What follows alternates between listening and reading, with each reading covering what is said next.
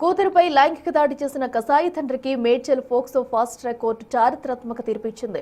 Minor కూతురుపై లైంగిక దాడికి పాల్పడిన నిందితుడికి ఏకంగా 62 ఏళ్ల జైలు శిక్ష విధిస్తూ న్యాయమూర్తి వెంకటేష్ తీర్పునిచ్చారు. ఈ కేసులో పోలీసులు ప్రాసిక్యూషన్ చూపిన వేగం, బాధితురాలకు దక్కిన న్యాయం ఇప్పుడు రాష్ట్ర వ్యాప్తంగా చర్చనీయాంశంగా మారింది.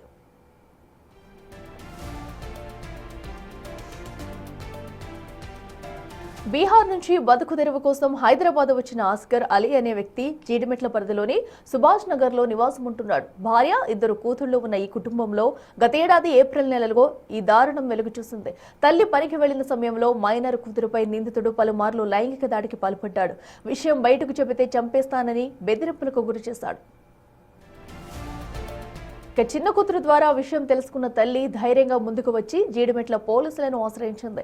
కేసు నమోదు చేసిన సీఐ గడ్డం మల్లేష్ బృందం అత్యంత వేగంగా దర్యాప్తు పూర్తి చేసి కోర్టులో ఛార్జిషీట్ దాఖలు చేశారు. నేరం రుజువవడంతో అత్యాచారానికి 20 ఏళ్లు, మైనర్పై లైంగిక దాడికి 20 ఏళ్లు, అఘాయిత్యానికి మరో 20 ఏళ్లు, బెదిరింపులకు 2 ఏళ్లు, మొత్తంగా 62 ఏళ్ల కఠిన జైలు శిక్షతో పాటు 35,000 రూపాయల జరిమానా విధించింది. బాధితురాలికి జిల్లా న్యాయ సేవా సంస్థ ద్వారా 3 లక్షల రూపాయల పరిహారం అందజేయాలని కోర్టు ఆదేశించింది.